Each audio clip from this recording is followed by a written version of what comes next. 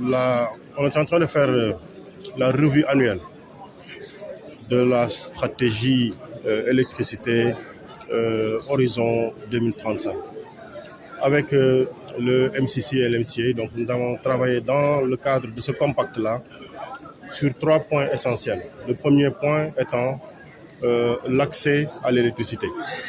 Le second point étant le point sur le transport. Et le dernier, non moins important, ce sont les réformes. La logique qui gouverne ces 3 points, c'est que aujourd'hui, avoir accès à l'électricité, à l'énergie, demande des investissements importants.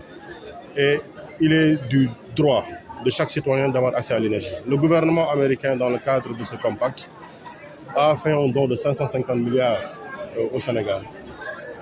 Et dans le cadre de ce projet, d'importants investissements ont été faits.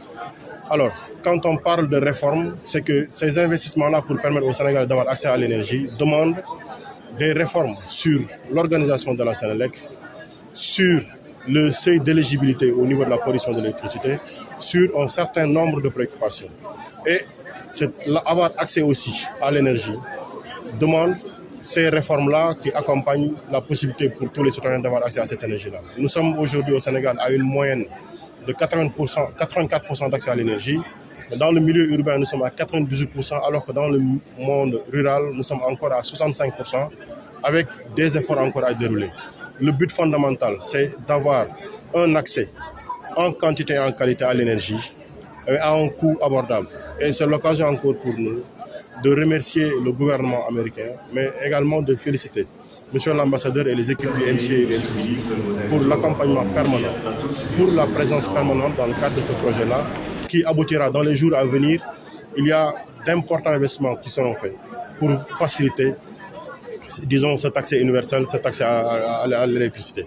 Donc, il nous fallait, à cette étape, avant la fin du compact qui est prévu en 2026, aujourd'hui faire la 3e revue annuelle, et nous l'avons fait avec l'ensemble des équipes de MCA, mais avec aussi la commission de régulation du secteur de l'énergie, avec l'accompagnement du ministère qui a, dans les 3 derniers mois, beaucoup fait avancer la situation avec les décrets qu'il fallait sortir, avec aujourd'hui la révision en cours sur le seuil d'éligibilité. Voilà en somme ce que nous sommes, les raisons de notre présence aujourd'hui à cette revue annuelle, et nous disons encore toute notre satisfaction pour l'accompagnement du gouvernement américain.